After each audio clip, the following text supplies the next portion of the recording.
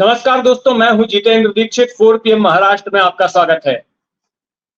शिवसेना क्या चाहती है? शिवसेना क्या नहीं चाहती है? शिवसेना को क्या पसंद है? शिवसेना को क्या नापसंद है? शिवसेना क्या कर रही है? शिवसेना क्या करने वाली है? ये बीते 3 दशकों से एक शख्स सभी को बताते आया है और उस शख्स का नाम है संजय राउत।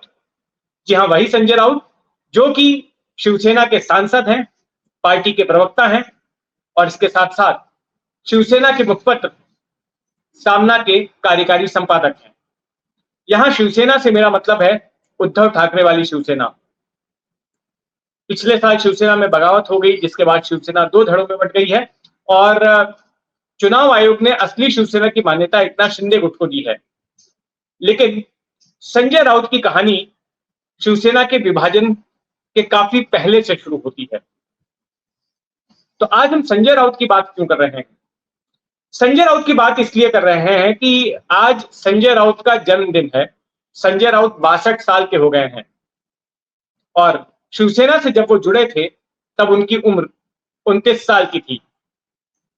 और इस सफर के दौरान संजय राउत आज शिवसेना ठाकरे गुट के एक प्रमुख रणनीतिकार के तौर पर जाने जाते हैं। उन्होंने अपने करियर की शुरुआत एक क्राइम रिपोर्टर के तौर पर की थी।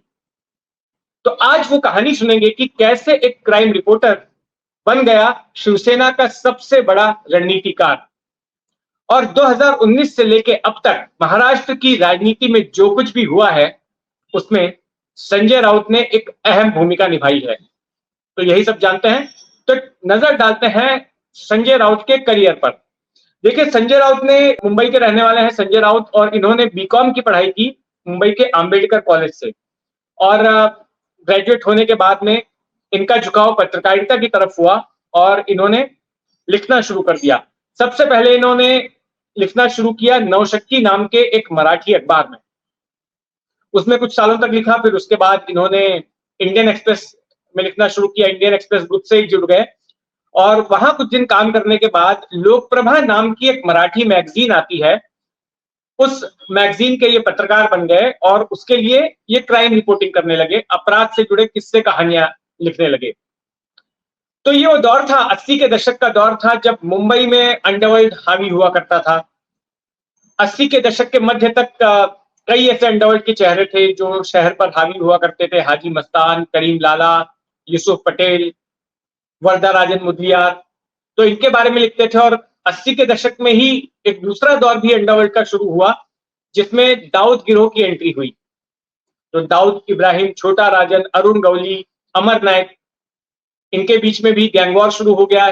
ये दूसरे दौर का अंडरवर्ल्ड था जो शहर पर हावी हुआ। तो संजय राउत ने इन पर खूब रिपोर्टिंग की, कई सारी स्टोरीज ब्रेक की और वो ये भी दावा करते हैं कि दाऊद भारत से भागने से पहले एक बार दाऊद इनसे मिलने भी आया था। तो एक क्राइम रिपोर्टर के तौर पर इनकी पहचान हो गई थी। लेकिन क्राइम रिपोर्टिंग के साथ साथ इनका झुकाव राजनीति की तरफ भी था। ये राजनीतिक आलेख भी लिखते थे, राजनीतिक खबरों पर भी टिप्पणियां करते थे और धीरे धीरे इनके कई सारे लेख जो है वो लोकप्रिय हुए और कुछ लेख राजनीति से जुड़े हुए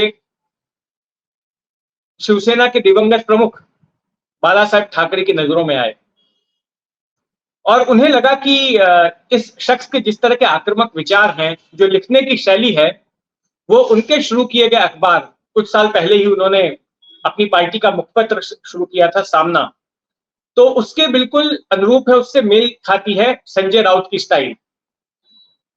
तो बाला साहब ठाकरे ने संजय राउत को ऑफर दिया कि वे सामना के कार्यकारी संपादक बन जाएं। तब संजय राउत की उम्र महज 29 साल की थी। तो 2 जुलाई 1999 को संजय राउत शिवसेना से जुड़ गए बतौर उसके कार्यकारी संपादक। संपादक तो बाला साहब ठाकरे ही थे, लेकिन अखबार निकालने का काम, संपादकीय लिखने का काम और अखबार के एडमिनिस्ट्रेशन का काम, वो सारा कुछ संजय राउत के हाथ ही आ गया।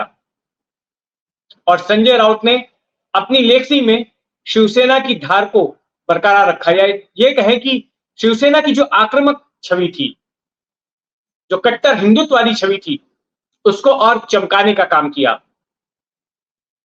उनके लिखने की स्टाइल और बाला साहब ठाकरे के भाषणों की स्टाइल दोनों ही एक जैसी हुआ करती थी। जैसे बाला साहब भी बहुत ही तीखे हमले करते थे अपने विरोधियों पर, जिसमें कि कई बार गाली गलौज भी होती थी। कई ऐसे शब्द होते थे जो हम सार्वजनिक तौर पर बोल नहीं सकते, तो उन्हीं शब्दों को संजय राउत अपने संपादकीय में लिखा करते थे। कई बार ऐसे शब्दों की हेडलाइन भी बन जाती थी और इसकी वजह से कई बार वे मुसीबत में भी पड़े, पार्टी को भी मुसीबत में डाला। कई सारे कानूनी मामले उनके ऊपर दर्ज कर दिए गए। और जब 1992-93 के सांप्रदायिक दंगे हुए मुंबई में, जब अयोध्या में बाबरी ढांचा गिराया गया, उसके बाद मुंबई में 2 चरणों में काफी भयानक दंगे हुए। एक 6 दिसंबर 1992 को शुरू हुआ, जो 1 हफ्ते तक चला चरण। दूसरा चरण शुरू हुआ 6 जनवरी 1993 को। तो उस दौरान संजय राउत ने बहुत सारे ऐसे संपादकीय लिखे जिनको कि भड़काऊ माना गया, जिससे कि हिंसा को और बढ़ावा मिल रहा था, जो मुस्लिम समुदाय के खिलाफ थे, जो कट्टरपंथ को बढ़ावा दे रहे थे। ऐसे लेख लिखे गए और उसको लेकर कई मामले दर्ज किए गए सामना अखबार पर। यहां तक कि दंगों की जांच के लिए जो श्री कृष्ण कमीशन बनाया गया था, उसने अपनी रिपोर्ट में भी निंदा की थी, सामना की। लेकिन इन सबके बावजूद संजय राउत ने वही तेवर बरकरार रखे। कई बार ऐसा भी हुआ कि जोश में आके उन्होंने बहुत कुछ ऐसा लिख दिया जो शिवसेना की विचारधारा से मेल नहीं खाता था या बाला साहब ठाकरे जिससे सहमत नहीं थे। तो 1-2 बार सार्वजनिक तौर पर बाला साहब ठाकरे ने टिप्पणी भी की कि ऐसा जो लिखा गया है उससे वो सहमत नहीं है।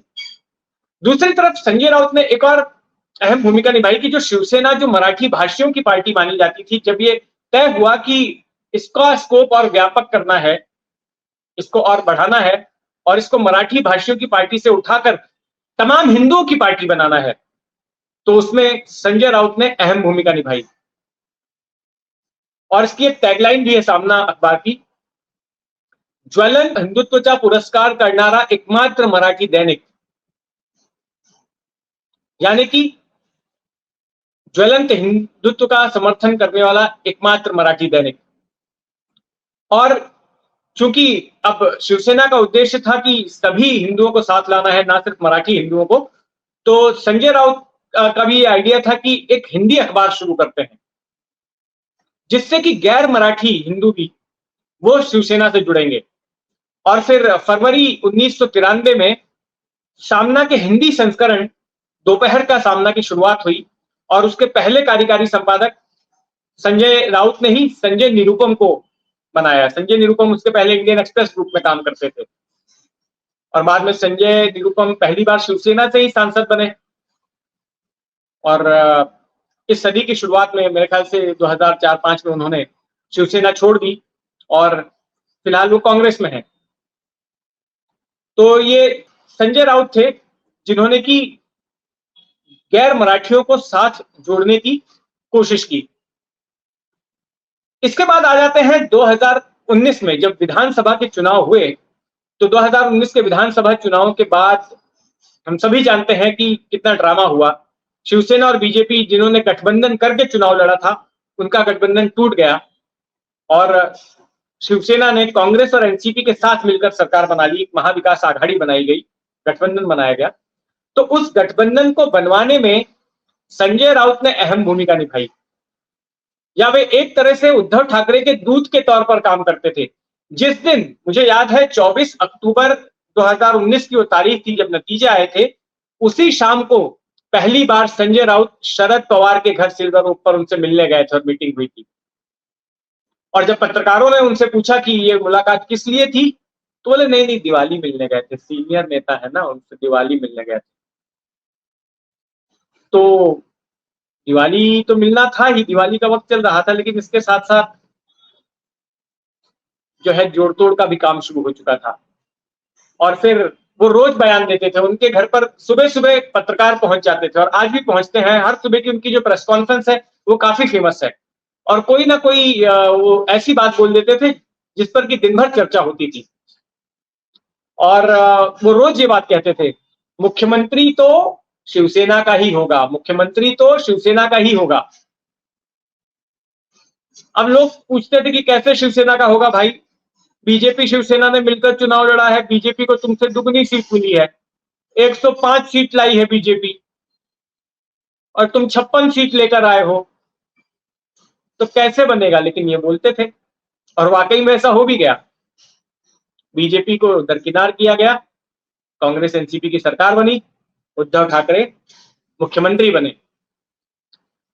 अच्छा, इससे थोड़ा पहले पीछे जाते हैं। 2014 में जब शिवसेना बीजेपी की सरकार सत्ता में आई, हालांकि दोनों ने तब अलग अलग चुनाव लड़ा था, लेकिन जब मुख्यमंत्री बन गए देवेंद्र फडणवीस तो उसके बाद शिवसेना आ गई थी सत्ता में।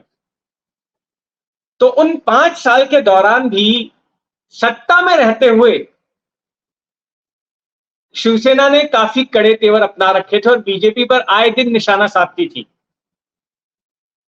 सामना अखबार में रोजाना बीजेपी के खिलाफ संपादकीय छपता था, जबकि दोनों सत्ता में भागीदार थे, सत्ता के पार्टनर थे। फिर भी तो पॉलिटिकल साइंस के स्टूडेंट्स के लिए कुछ नए तरह का कॉन्सेप्ट शायद जनरेट हो गया था उस वक्त, इनकम्बेंट ऑपोजिशन, सत्ता में रहते हुए विरोधी पार्टी के तौर पर बर्ताव करना।